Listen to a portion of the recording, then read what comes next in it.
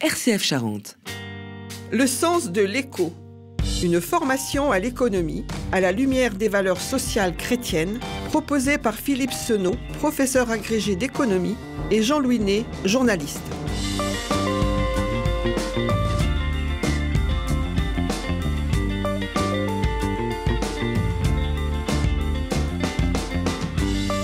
Aujourd'hui, les travailleurs et leur statut. Le sens de l'éco. Qu'on les appelle ouvriers, employés, artisans, commerçants, etc., les travailleurs figurent, comme on a pu le voir dans un précédent épisode, au premier rang des acteurs de l'économie. Mais qui sont-ils, ces travailleurs? Quel est leur statut? Quelle est leur évolution depuis l'ouvrier misérable des 18 et 19e siècles et les journaliers ou les tâcherons? Leur statut a beaucoup évolué et évolue encore beaucoup aujourd'hui avec l'apparition, par exemple, du télétravail ou de l'auto-entreprise. Philippe Senot, comment donner une définition du travailleur qui recoupe tous ces statuts si différents? Alors le travailleur, pour reprendre la définition, c'est le ménage, c'est-à-dire une personne qui cherche un travail pour pouvoir subvenir aux besoins de sa famille ou son propre besoin s'il est tout seul. Donc le travailleur, après, peut avoir effectivement des statuts extrêmement différents. Il apporte sa force de travail, c'est-à-dire son intelligence, ses bras, force physique ou intellectuelle, pour participer à la production. Il fait partie de la combinaison des facteurs de production, c'est-à-dire qu'il va, avec le capital, pouvoir permettre cette production. Voilà, il est aussi celui qui tire le meilleur des ressources naturelles qui sont mises à notre disposition, si on se place sur un plan un peu philosophique. Oui, il tire en tout cas ses propres ressources, c'est-à-dire ne serait-ce qu'intellectuelles, mais physiques tel qu'il l'est, pour pouvoir apporter après quelque chose, une force de production physique ou une force intellectuelle ou de réflexion. Le travailleur, il peut exercer sa mission, sa fonction, sous des statuts très différents. Le travailleur de l'Antiquité, il était toujours indépendant ou est-ce que déjà il travaillait collectivement ? Alors, ils pouvaient travailler collectivement, ne serait-ce que, par exemple, les esclaves. Ils travaillaient pour un maître.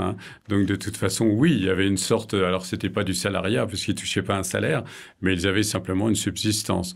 Mais plus la société est archaïque, par définition, plus les individus sont travailleurs individuels.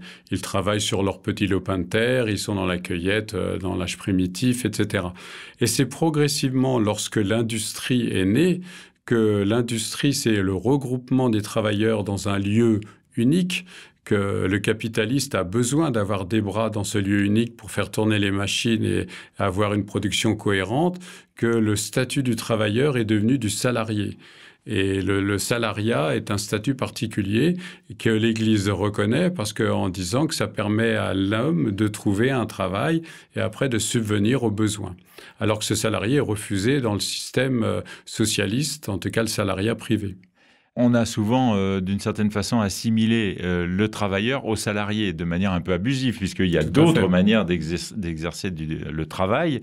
Mais puisque vous évoquiez le salariat, il est apparu à l'ère industrielle ou est-ce qu'il existait avant? Il existait un petit peu avant, mais il était vraiment très faible. C'est-à-dire qu'il y avait les notaires, les magistrats, les commerçants avaient bien sûr des personnes qui étaient des travailleurs qu'ils payaient.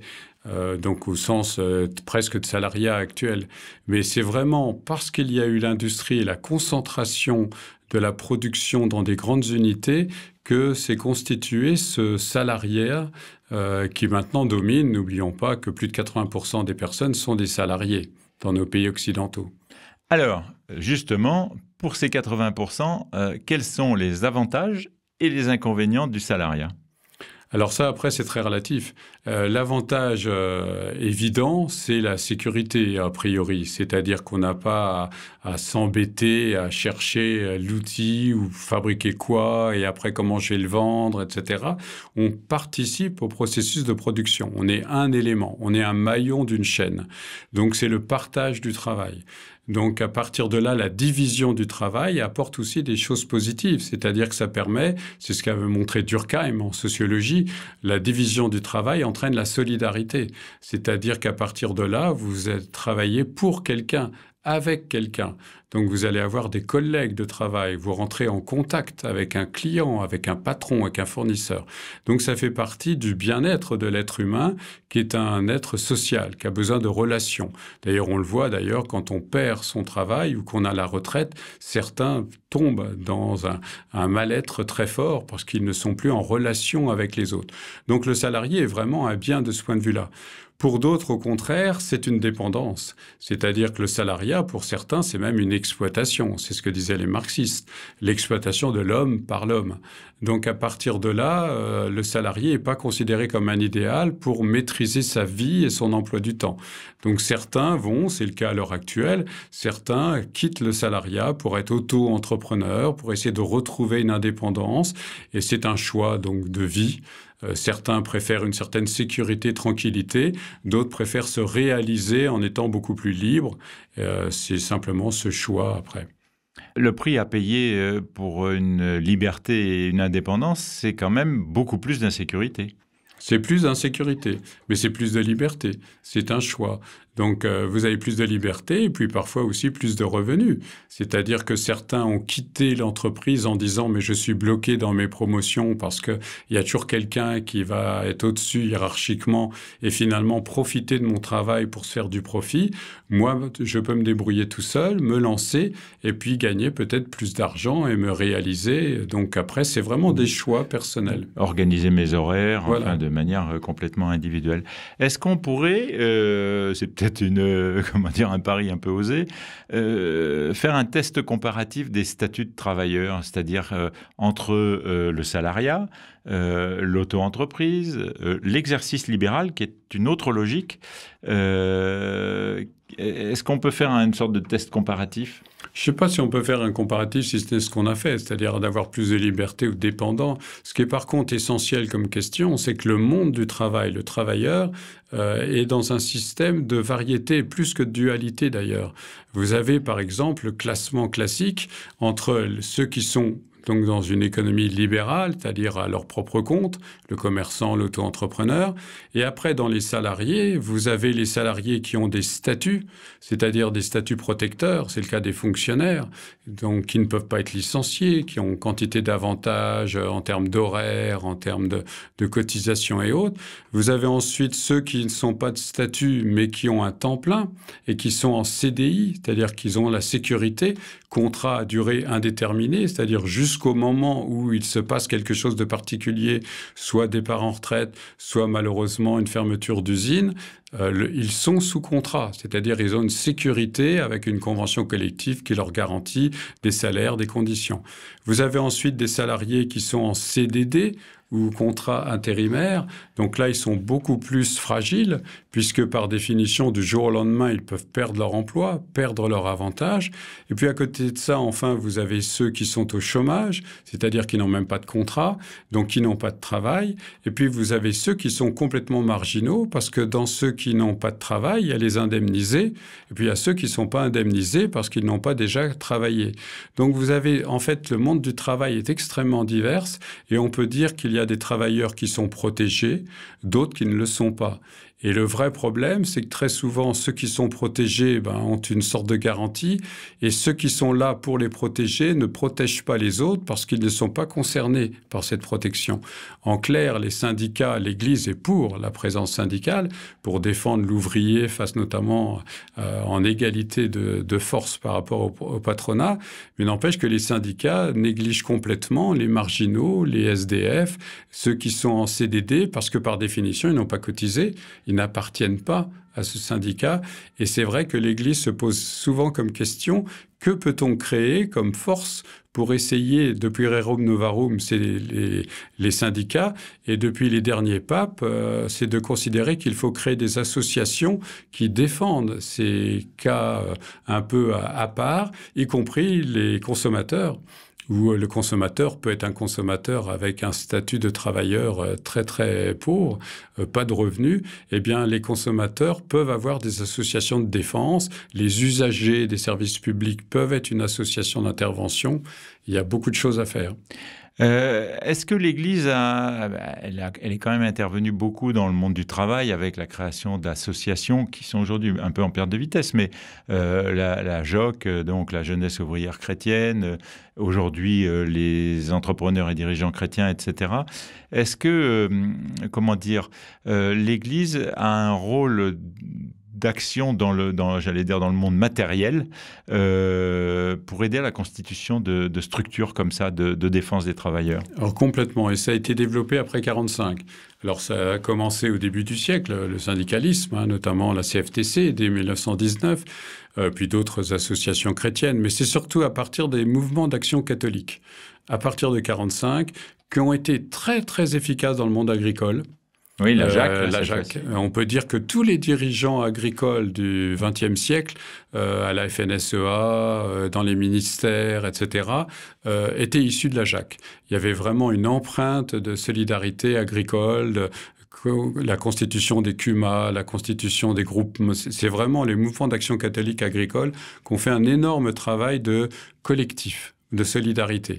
Et puis vous avez après tous les mouvements, c'est-à-dire la JOC pour la classe ouvrière ou la CO, c'est pareil pour les dirigeants, les MCC, les mouvements des cadres chrétiens, ou les EDC, les entrepreneurs et dirigeants chrétiens, et ainsi de suite. C'est-à-dire tous les mouvements d'action catholique sont intervenus pour essayer de proposer des valeurs, de proposer des réflexions déjà entre les personnes appartenant au même groupe, pour pouvoir après proposer des changements et ont eu une influence indiscutable. Il y a beaucoup de patrons chrétiens qui ont complètement révolutionné leur management à partir justement de cet enseignement catholique. Et vous avez pareil des réflexions au niveau des ouvriers, de l'engagement des plus pauvres, très très fort à partir de ces mouvements d'action catholique. Et aujourd'hui, où en est l'Église dans la réflexion pour traiter ces problèmes que vous évoquiez tout à l'heure, des gens qui sont des inorganisés, qui sont les plus perdus, les plus marginalisés de notre société? Est-ce que, par exemple, on pourrait citer les initiatives d'Emmaüs comme un exemple de ce qui peut être fait pour les plus éloignés de l'emploi? Tout à fait. C'est l'association de l'Église, ça va effectivement du Secours catholique, pour prendre simplement cet exemple, ou d'Emmaüs, ou des mouvements Focolari au niveau des entreprises. Et puis après, les mouvements de certaines congrégations. Enfin, à la limite, ce que fait Mère Teresa, c'est rien d'autre que de ramasser le pauvre qui meurt, à la limite, qui n'apporte rien à la société, mais d'être à côté de lui au moment où il meurt pour que humainement il soit représenté. Sœur Emmanuel en Égypte avait une action absolument remarquable, les chiffonniers du Caire. Donc je crois qu'il y a tout un tas d'exemples. On peut s'occuper des plus pauvres. Ceci dit, c'est objectivement pas forcément rentable d'un point de vue économique, mais c'est pas grave. Est-ce que l'économie est au service de l'homme ou l'homme au service de l'économie? C'est la question que pose très souvent l'Église, et c'est une des voies prophétiques, parce qu'au XXIe siècle, il y a des personnes qui sont sur le bord de la route, et c'est vrai qu'il n'y a pas a priori les grandes structures, même si l'État commence à se constituer ces structures, parce que dans la psychologie collective, on veut aussi s'occuper des plus pauvres, mais il y aura toujours ce besoin de gratuité du don, et là, seule l'Église est capable de vraiment le proposer. C'était aussi un peu ce que proposait le père Wojcicki avec ATD Quart-Monde, où son principal souci était de dire, avec cette société de plus en plus technicisée, de plus en plus de gens sont laissés sur le bord de la route. Et comment accompagner ces gens? Voilà, tout à fait. Et ça, c'est là le rôle du travail qui est essentiel, parce que c'est valable le travailleur en général dans son usine et l'homme en général.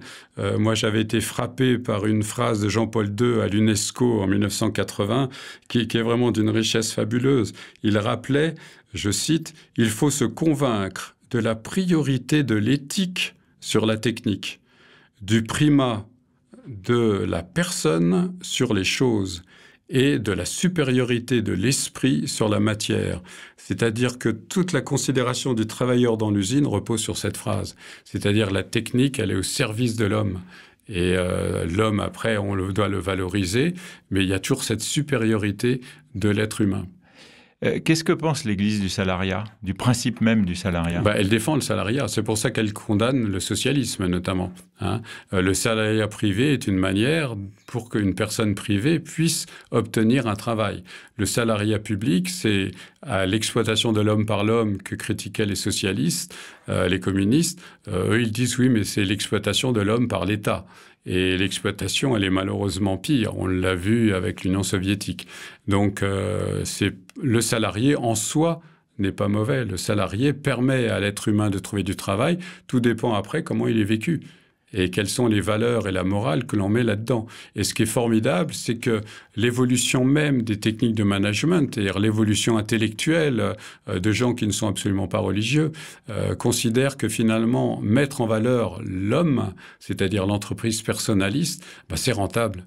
Et là, l'Église rejoint complètement ces choses-là, c'est-à-dire en le considérant, en le valorisant, on peut gagner des choses. Et là, l'Église applaudit des deux mains en disant bravo, jusqu'à une certaine limite où à vouloir trop valoriser, on se rend compte qu'il y a des aspects pervers. C'est le cas de tout ce qui est flexibilité, où on se rend compte que l'Église est parfois aussi critique en disant c'est bien la flexibilité, ça donne de la souplesse, mais oh là, attention, danger. Le sens de l'écho. Philippe Senot, Jean-Louis Ney.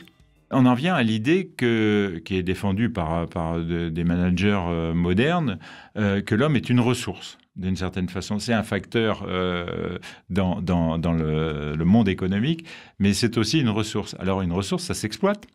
Quel regard on peut avoir sur l'homme considéré en tant que ressource ? C'est-à-dire qu'à partir du moment où c'est un être humain, on peut l'exploiter, mais l'exploiter d'une manière intelligente. C'est-à-dire que c'est une ressource qui n'est pas matérielle, c'est une ressource intellectuelle et morale qui va avoir des états d'âme, qui va avoir une motivation. Et d'ailleurs, dans l'exemple que vous donnez, c'est vraiment flagrant. Si vous regardez en quelques années, on est passé du chef de personnel, c'était un mais sur sa porte, on frappait, c'était un chef hiérarchique. Oui, chef, on venait chercher une consigne. Si on appliquait la consigne, on touchait son salaire, mais on n'avait pas à discuter. Maintenant, le chef du personnel a disparu. C'est devenu un responsable, on dit même plus directeur, on disait DRH. Mais maintenant, c'est responsable des ressources humaines. C'est-à-dire qu'on voit bien qu'il est responsable, mais il fait partie d'une équipe et c'est une ressource qu'il faut valoriser. Et la valoriser, elle passe par des données psychologiques, puisque c'est l'être humain qui repose sur les fameux 3 critères de l'entreprise de personnaliste. C'est McGregor, Maslow et compagnie. Il faut absolument d'abord reconnaître la personne, c'est-à-dire savoir ne serait-ce que le saluer. C'est un individu qui a une personnalité. Ça va être des choses aussi simples que lui dire bonjour, au revoir et puis être au courant un peu de ce qu'il fait. C'est lui demander de participer. Ça, c'est essentiel. À partir de ce moment-là, ça le motive. Et puis, c'est par définition de l'informer. Il a le droit de savoir. Et c'est la trilogie du travail, maintenant, d'une personne des ressources humaines qui doit savoir accueillir, informer et valoriser après. Qui est d'une certaine... Enfin, ce que vous venez d'écrire, c'est quelque chose qui est assez largement partagé dans le management d'aujourd'hui. Tout à fait. Est-ce que ça veut dire qu'on arrive dans une sorte de monde idéal du travail ? Non, parce que d'abord, tout le monde ne va pas complètement jusque-là. Ça serait un petit peu idéaliste. Vous avez encore des entreprises qui sont complètement tayloriennes, ça c'est clair. Il suffit de regarder objectivement comment marchent certaines entreprises encore en France qui n'ont pas évolué ou dans le monde. Malheureusement, dans le tiers-monde, c'est encore pire. Et puis en plus, tout dépend après jusqu'où c'est poussé à l'extrême, les ressources humaines. C'est-à-dire, lorsque l'on mélange, par exemple, l'Église fait très très attention à un danger. On veut tellement personnaliser le travail des individus. Moi, je l'ai vécu dans l'Orne, dans quelques entreprises, où ils sont allés jusqu'à s'impliquer dans la vie personnelle. C'est-à-dire, dans le recrutement, on fait attention à recruter une personne stable qui est mariée. Si vous commencez à avoir une double vie, on se méfie en disant vous êtes instable, on va pas vous prendre. Bon, et ainsi de suite. Et à partir de là, il y a mélange des genres et vous risquez de rentrer dans une sphère personnelle qui peut être extrêmement dangereuse. C'est pareil pour la flexibilité. Lorsqu'on veut valoriser le travail d'un individu en lui disant tu es libre de tes horaires, tu peux travailler en télétravail, mais on exige simplement, on te donne le matériel, on te donne ton ordinateur, on te paye ton électricité, on te donne un téléphone portable, on te paye les abonnements, mais tu dois être joignable 24 heures sur 24 si on a besoin de toi. Là, l'Église, attention, danger. Et là, le MCC et les entrepreneurs et dirigeants chrétiens reconnaissent qu'il peut y avoir un abus, une sorte de presque d'esclavage ou de lien qui n'est plus conforme à la réalité.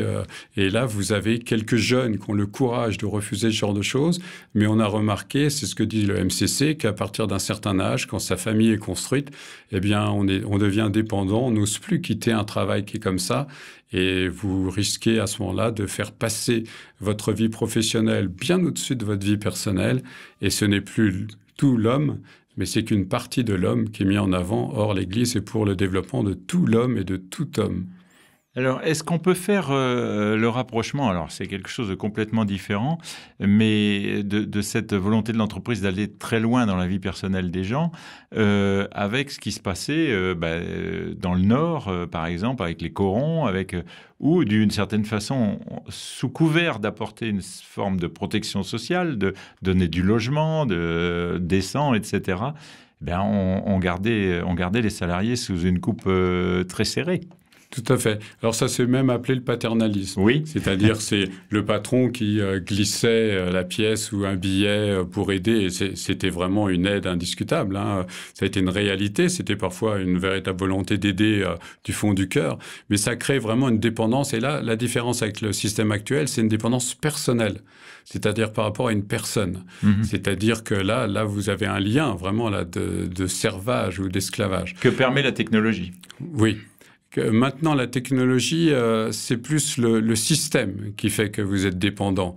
C'est-à-dire que c'est plus une personne en tant que telle. À la limite, le patron, il peut changer, mais le système, il reste le même.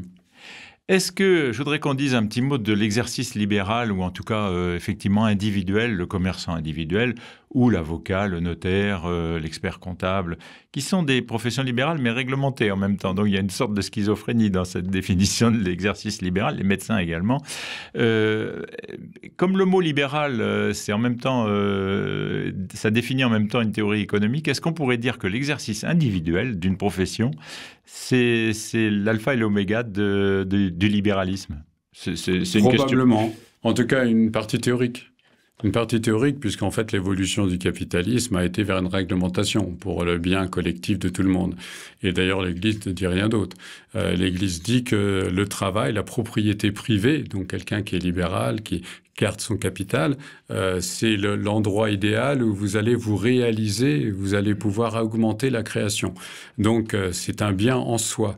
Mais à partir de là, pas pour faire n'importe quoi. Et là, encore une fois, il y a un contrôle. Contrôle pour éviter les abus. L'éternel problème, il est là. C'est-à-dire que la liberté est un bien par définition essentiel au-dessus de pratiquement tous les biens, jusqu'au moment où ça peut atteindre le bien commun. Et par exemple, c'est le cas de la propriété. La propriété privée est considérée comme un bien absolu, mais l'Église reconnaît la possibilité d'expropriation ou de repartage à partir d'un certain moment, y compris en Amérique latine, lorsque le bien commun est quand même menacé. Et il y a cette notion du bon usage de la propriété dans le sens du bien commun. On a beaucoup parlé de la manière d'exercer le rôle de manager, de chef d'entreprise, avec une éthique chrétienne. Est-ce que vous pourriez nous dire quel est le bon moyen d'être un bon travailleur chrétien ? Un bon travailleur chrétien, c'est d'abord quelqu'un qui, par définition, au départ, travaille bien. C'est-à-dire qu'il a été embauché pour quelque chose, il doit faire son travail, qu'il soit dirigeant, ouvrier ou employé. Mais à partir de là, il n'y a aucune activité humaine qui échappe au jugement de la conscience morale. C'est ce que rappelle l'Église. Aucune activité n'échappe au jugement de la conscience morale. Donc nous avons une conscience morale. Dans notre travail, nous avons à intégrer notre conscience morale, donc des valeurs. C'est-à-dire qu'il y a des endroits où on doit être capable de dire non, ça je ne le fais pas, ou je ne peux pas accepter, je le ferai parce que vous m'obligez, mais je ne suis pas d'accord, et voilà pourquoi. Ou au contraire, oui, ça je le ferai, et je vous propose même de faire plus. Donc ça, à partir de là, la frontière, elle est claire, mais dans le concret, c'est pas simple. C'est-à-dire que le non peut aller jusqu'à je quitte mon emploi si, je ne suis pas d'accord sur quelque chose d'absolument essentiel, et là, il faut avoir du courage. Et les chrétiens, certains l'ont, d'autres ne l'ont pas, et c'est pas une critique, parce que c'est pas du tout évident de lâcher tout d'un coup une activité et un revenu, mais en tout cas, au moins d'avoir le courage de le dire. C'est-à-dire que le chrétien a toujours, on dit, un triple pouvoir. Il a un pouvoir moral, c'est par l'exemple qu'il donne ou le discours qu'il a. C'est-à-dire qu'il doit au moins le dire. Le deuxième pouvoir qu'il a, c'est le pouvoir économique. À partir de là, il peut agir. Soit parce qu'il peut dire « je ne peux malheureusement pas le faire, mais je dis que je ne suis pas d'accord ». C'est déjà quelque chose, moralement. Et puis après, le troisième pouvoir, c'est le pouvoir politique. Le jour où il doit voter, parce que le vote est un service que l'Église reconnaît comme pour un bien collectif, il faut voter. S'abstenir, c'est une faute, dit l'Église, c'est un péché au sens religieux du terme. Ça veut dire qu'il faut aussi se mouiller, c'est-à-dire faire des choix et oser dans ses choix politiques choisir des options. Ce qu'on peut résumer sous la forme, vous allez me dire si je dis une bêtise, le lien de subordination que le salarié a vis-à-vis de son employeur ne le dispense pas de la dimension morale de l'exercice de sa profession. Tout à fait, même si, des fois, il ne peut pas aller jusqu'au bout. Vous avez l'exemple extrême au moment de la guerre de 40, lorsqu'il y a tout d'un coup exploitation des Juifs avec des transports, vous avez des personnes qui ont refusé de transporter des Juifs, qui ont perdu leur boulot et qui parfois ont été emprisonnés. Et puis vous en avez d'autres qui, le cœur complètement arraché, mais l'ont fait en disant après « je ne pouvais pas faire autrement ». C'est terrible, mais ils l'ont fait. Voilà, c'est-à-dire que après la grosse difficulté, elle est laissée dans la conscience de chacun. Et c'est un problème qui n'est pas simple. Eh bien, merci beaucoup. Et dans notre prochain épisode, nous parlerons de la protection sociale.